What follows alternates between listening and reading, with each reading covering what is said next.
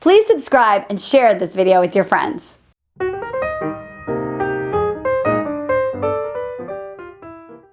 Hey, I'm Marni Batista and welcome to the Dating Den. I got two men in the den. I am so excited to have Chris Gillis, a man panelist, and of course you all know Christian Anderson, not Carter. I don't know why I keep saying that. And this is really big because I was on Loveline and I was talking to the esteemed Dr. Drew, right? The king of transformational media. And super hottie McHottie, Mike Catherwood, and it came up off air about men don't really care if you have sex on the first night. They're not going to respect you any less. They'll still think of you as girlfriend material. Now, I was sitting there, right? You guys know me. I was like, what? I was like up in arms, and I said, that's not true. And Dr. Drew looked me in the eye, and he said, what do you know? You're a chick, right? So I decided I had to bring my two guys on camera into the dating den. What do you think? Are they right? Have I been wrong this whole time, Chris? Question for you. Okay. You said a word there. It's very different. You said girlfriend material versus guys. We say wife material. I don't know about with you, Christian. There's a big difference between a girlfriend material and a wife material. Ooh, I never even thought about that. Is there? No, I would say a girlfriend material is one that leads towards wife material. So long term, someone that you want to like to keep her. I think the big division is just this is going to be casual fun, sex, girl, dating material, or is this a potential GF/wife material? I think on that tangent, it is important to know that some guys, and I'm one of them. Right.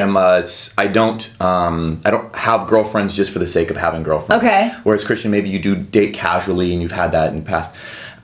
So when my girlfriend material is the girls that make my girlfriend, they are /wife material. Okay. Or I don't just date around and okay. So Chris is was a hunter, a self-proclaimed hunter. He skipped in his Manvolution quality casual, right? Yeah. And you skipped quality casual and you went right to boyfriend material. And you've been in a relationship for like 3 years, 3.5 years, right? Yeah. Okay.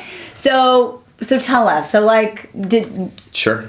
Yeah. So in my case then, yes, that first night does set the tone, sets the pace, and it says a lot about by the woman letting me know what she wants from the situation. Right.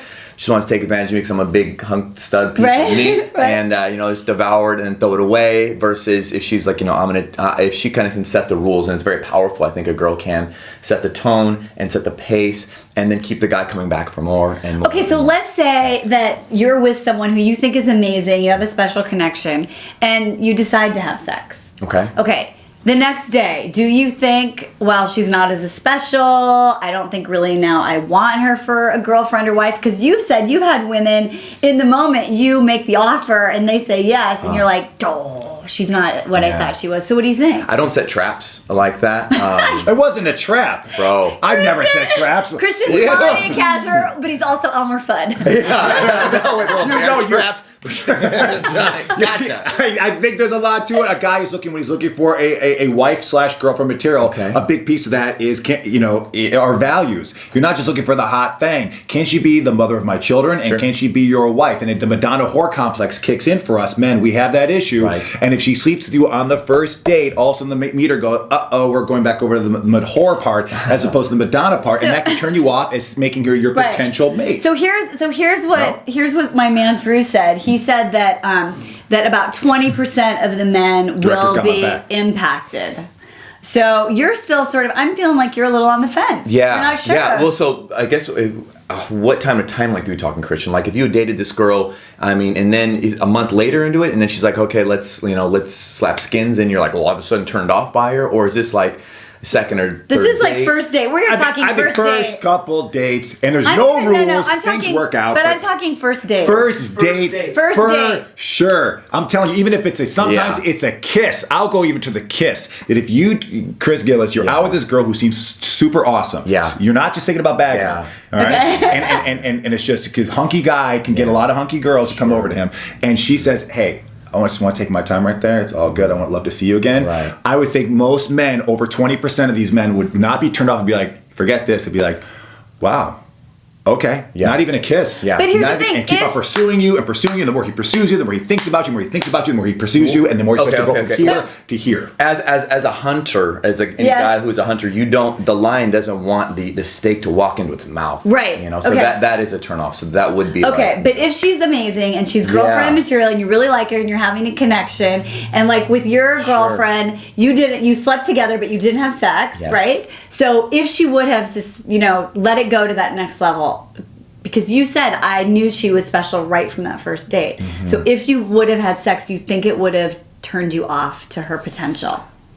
It wouldn't turned me off. However, moving forward, and like as I think I'm solid enough to know that, or grounded enough to know that if this is an amazing person, right, and maybe is equal sexual to me, and we're just like, this is amazing chemistry, then, and if we did engage in that, then I would be, I think I could still pursue a relationship. However, I would always know when that awesome girl is gone, and what if we're fighting and she's away and she has some amazing chemistry guy to date, and that is going to change the dynamics of the relationship, and I'm not going to feel nearly secure, which would cause rifts. That's great. In the that's great. So here's the bottom line: is that it sort of can't hurt to say no. True. If you say no, then you don't have to risk it.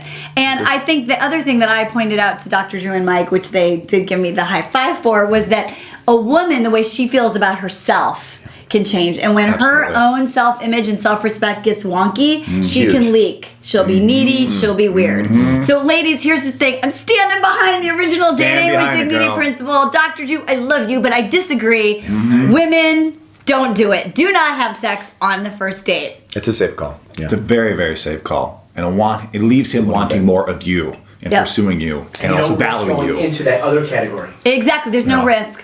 All right. That's it. You've heard it here. I think we are saying it now. This is the way it is. Just say no. See you guys later. Nancy Reagan. Bye. Nancy Reagan. That was good.